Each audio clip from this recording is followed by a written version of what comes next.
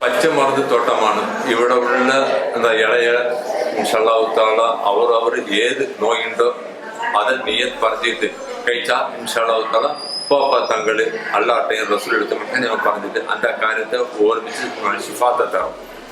ഇവിടെ പൂക്കൾ മുള്ളപ്പൂ മാത്രമേ അവരുടെ കബറിന്റെ സെൽഫിലിടണം. മற்றபடி പുറത്തിലേത് 1 ലക്ഷം രൂപയ്ക്ക് വാങ്ങിട്ട് വന്നാൽ അവർ കബറിലിടാൻ പറ്റില്ല.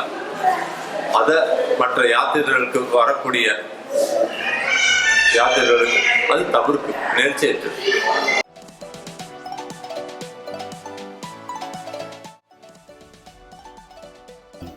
നാഗൂർ ദർഗയുടെ ചരിത്രം നമ്മളിങ്ങനെ പറഞ്ഞുകൊണ്ടിരിക്കുകയാണ്. അവിടുത്തെ കാഴ്ചകളാണ് നമ്മൾ കണ്ടുകൊണ്ടിരുന്നത്. ഇപ്പോൾ നമ്മുടെ 3ാമത്തെ എപ്പിസോഡാണ്. ഇതിലുള്ള ഒരു രസകരമായൊരു സംഭവം എന്താണെന്ന് വെച്ചാൽ, നമ്മൾ ചിന്തിക്കുമ്പോൾ ഇതുപോലെ കാണുന്ന ഓരോ മക്ബറകളും നമ്മളാ മക്ബറകളും അവിടുത്തെ പാശ്ചാത്തലങ്ങളും അവിടുത്തെ അവർ ചെയ്യുന്ന കർമ്മങ്ങൾ പ്രവൃത്തികൾ ഒക്കെയാണ് നമ്മളെ നെഗറ്റീവായിട്ട് ചിന്തിപ്പിക്കുന്നത്. ഇത് സ്ഥലം മുടി കൈക്കാണുന്ന സ്ഥലമാണ്. പാപ്പ തങ്ങൾക്ക് നേർച്ച വെച്ച ആൾക്കാർ ഇവിടെ മുടിയാണ്. സത്യത്തിൽ അവിടെ ശരിക്കും പറഞ്ഞു കഴിഞ്ഞാൽ അവിടെ അടക്കം ചെയ്തിരിക്കുന്ന ആ വ്യക്തികൾ ജീവിച്ചിരുന്ന കാലത്ത് അവർ പ്രവർത്തിച്ച പ്രവർത്തനം എന്ന് വെച്ച് കഴിഞ്ഞാൽ നമ്മൾ മരിക്കാനുള്ള മനുഷ്യരാണെന്ന് മനസ്സിലാക്കിയവരാണ് അവർ. നമ്മൾ മരിക്കാനുള്ളവരാണ്.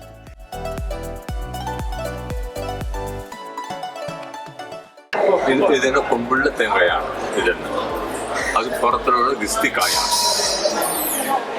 അപ്പം മരിക്കാനുള്ളതാണെന്ന് മനസ്സിലാക്കി ജീവിതത്തിൽ സൂക്ഷ്മതകളൊക്കെ പാലിച്ച് ദൈവത്തിലേക്ക് അടുക്കാനായിട്ടുള്ള ഒരു ശ്രമം നടത്തിയ ആളുകളെയാണ് ഈ സൂഫി വര്യന്മാരെന്ന് പറയുന്നത്.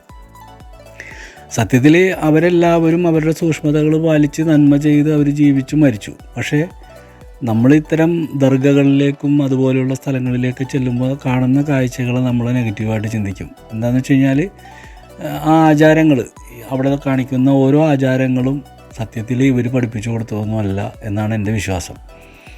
ഇപ്പോൾ ഞാൻ തന്നെ 1-2 സൂഫി വര്യന്മാരെയൊക്കെ ഞാൻ പരിചയപ്പെട്ടിട്ടുണ്ട്. അവർ ജീവിച്ചിരുന്നപ്പോൾ കാണിച്ച കാര്യങ്ങളല്ല അവരുടെ കാലശേഷം അവിടുത്തെ ആളുകൾ ചെയ്തു കൂട്ടുന്ന പ്രവൃത്തികൾ ഒക്കെ ചില സ്ഥലങ്ങളൊക്കെ കച്ചവട കേന്ദ്രമായി മാറിയിട്ടുണ്ട്. അത് സത്യം തന്നെയാണ്, നമുക്ക് ഇല്ല എന്ന് പറയാൻ പറ്റില്ല.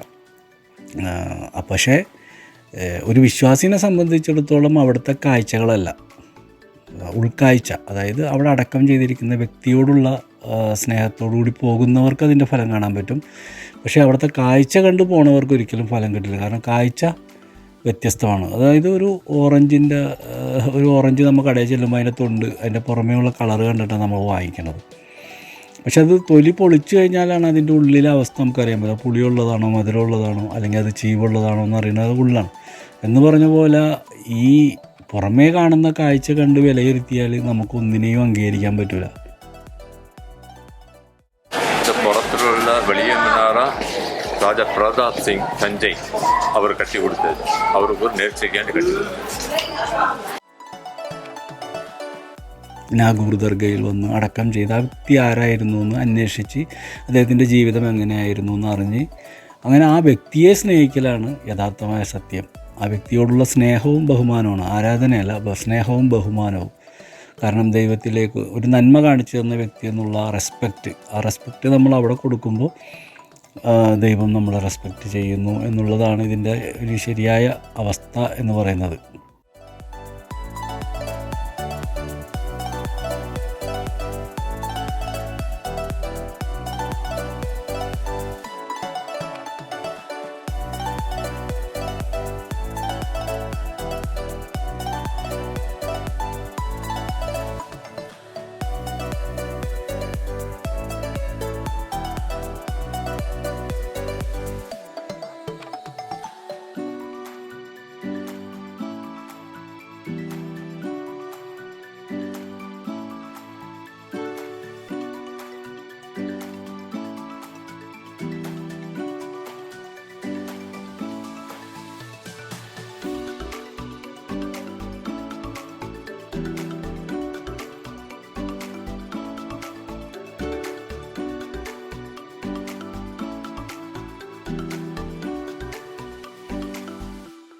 അടുത്ത ഖബർ പൂറ 10ാമത് ജനറേഷനിലുള്ള എല്ലാ ഷെയ്ഖുമാർകളാണ്. സാലിൻ തങ്ങളുടെ അവരുടെ ഖലീഫ ഈ മാതിരി 10ാമത് തലമുറയാണ് ഖബർ ഷെരീഫെല്ലാം. അവർ 10ാമത് എല്ലാ ഷെയ്ഖുമാരുടെയും ഖബർ ഷെരീഫാണ്. അപ്പം അതുകൊണ്ട് അങ്ങനെ മനസ്സിലാക്കലാണ് അതിൻ്റെ ശരിയായ വശം. പക്ഷേ അവിടുത്തെ കാഴ്ചകൾ കണ്ട് കഴിഞ്ഞാൽ നമ്മളൊക്കെ അതിൽ നിന്ന് തെറ്റിപ്പോകും. കാരണം ചില കാഴ്ചകളൊക്കെ നമുക്ക് ഇസ്ലാമികവുമായി ബന്ധപ്പെടാത്ത കാഴ്ചകൾ തന്നെയാണ്. അതിൻ്റെ റൂട്ടും കാര്യങ്ങളൊക്കെ വേറെ ഏതോ തലത്തിൽ കിടന്ന് കളിക്കുന്നു. അതൊക്കെ നമ്മൾ നോക്കാൻ നിന്ന് കഴിഞ്ഞാൽ പറ്റില്ല. പക്ഷേ ഞാൻ മനസ്സിലാക്കുന്നത് അത് മുഖാന്തരം കുറേ ആളുകൾ ജീവിച്ചു പോകുന്നുണ്ട്. കക്കാരും പിടിച്ചു പറിക്കാനൊന്നും പോകാതെ കച്ചവടങ്ങളൊക്കെ ചെയ്ത് ജീവിച്ചു പോകാൻ ആ ഒരു മക്ബറ സാക്ഷ്യമാകുന്നുണ്ട് എന്നുള്ളതാണ് സത്യം.